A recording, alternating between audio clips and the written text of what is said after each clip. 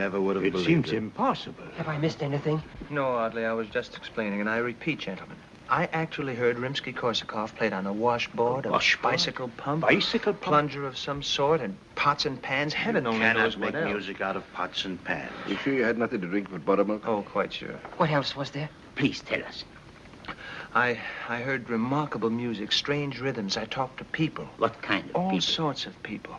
Musicians, singers. Chorus girls? All sorts Prima of donna. people. And did you go backstage? Yes. Backstage? I had one conversation with a young girl in her dressing room. Dressing room? But unfortunately, she wasn't interested in our project. Blonde or brunette? Oh, I don't remember, Audley. I didn't notice. I once went backstage to see Pavlova. Imagine ballerinas and all that. Tights, I suppose. Naturally in tights. With that ineffable smell of rice powder. On bare shoulders. It's getting late, gentlemen. Perhaps we should go to bed. Oh, I'd like a lot more. Me too. Oh, Frisbee. Yes? Frisbee, in your travels this evening, did you encounter any music where the melodic figure in straight eights is changed to one of Umpadiddle character? What's that? Umpadiddle. What are you reading here, Magenbruch? Well, that's one of the books I procured this afternoon. Jazz, hot and hybrid. jazz. That's very interesting. I should like to read it after you get through with it. Yeah, I particularly like the chapter on hot rhythm. It holds a strange fascination for me. I can understand that, but I wouldn't allow myself to neglect the Palestina research. Oh, no. Well, that's our doorbell. At 3 o'clock in the morning? Oh, that will be the revisions on Stravinsky's new ballet. I asked them to be sent by airmail special. I'll get it.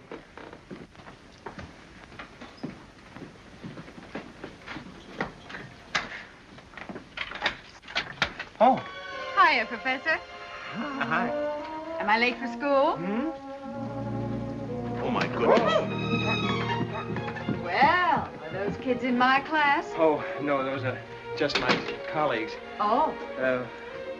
I must apologize for their lack of attire. Oh, that's all right, Professor. And for the fact that I don't have any coat on. You know, once I watched my big brother shave. Oh, you did? Frankly, your coming here was the last thing I expected. Your no was so definite. Well, I got thinking it over.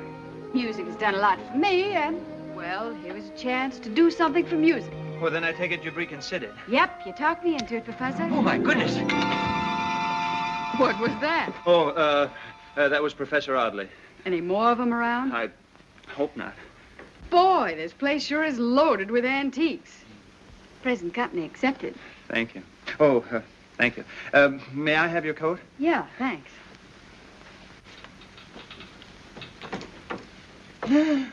Oh. Oh, Mozart. See, I've got a copy like this with a radio inside. Are you sure you don't want your coat? No, I'm fine. Except I got a run in the stocking. Well, when do we start, Professor? What's your method? Oh, it's quite simple, really. If you will be here no later than 9:30 tomorrow morning... Tomorrow morning? Yes. Yes, we've arranged a roundtable discussion with a group of people of various musical backgrounds. You see, and- don't think we could sort of begin right now? Well, Miss Honey, it's past 3 o'clock. Oh, fool, Professor. Let's get ourselves a couple of drinks. You light the fire, maybe, and you could start working on me right away. Oh, I wouldn't dream of imposing at this hour. Listen, I figured on working all night. Oh, you did? Well, any random discussion would... Yes? prove of no scientific value whatsoever. You see, I must have my notes thoroughly prepared for tomorrow morning's seminar. Okay, And, where do I sleep? I beg your pardon?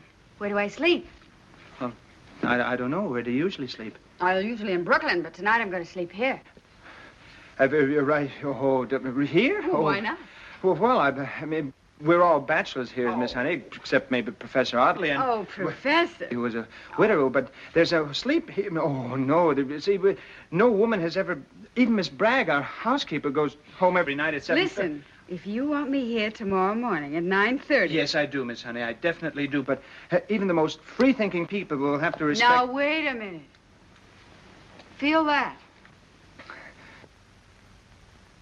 Go on. Feel that foot. Now what have you got to say? It's cold. Mm-hmm. It's cold and it's wet. Now, come here. Come here. Closer. Hiya, kids. Now look down my throat. Oh, come on. Oh, what do you see, huh? I don't know what to look for. Well, there's a slight rosiness in the laryngeal region. There, you see, he knows. Yeah. Who are you? Me, Oh, this is Who is Professor Twingle and Professor Gerkikoff, Dr. How do you Elfini. do? Oh, wait a minute. Not so fast. I'll get to know them. Come here, Twinkie. I think I got a fever feel. Oh, yes, she definitely has. Oh, yes, Certainly, and he wants to put me off. Oh, that's That isn't kind. You know, it's been raining and the streets are still wet. There'll be no 9:30 for me if he puts me out in that. Naturally. But you don't understand And the what I'm... street's cold and the subway's hot and full of germs. I'm a pushover for streptococcus. Could I have this Oh, kid? excuse me. Really, I don't understand you, Frisbee. Why take chances? Yeah, with such valuable material. Think of your work, Professor Frisbee. I am thinking of my work. You see, they get the point. I get the point, too. What I'm trying desperately to explain... Gentlemen, may I make a suggestion here? Yes. Why not let the young lady sleep in my room? What? I often bunk with Dr. Elfini during an electrical storm. He's afraid of thunder. Yeah. Well, then it's all settled. I guess I'll turn in. Oh, well, Could I have my coat?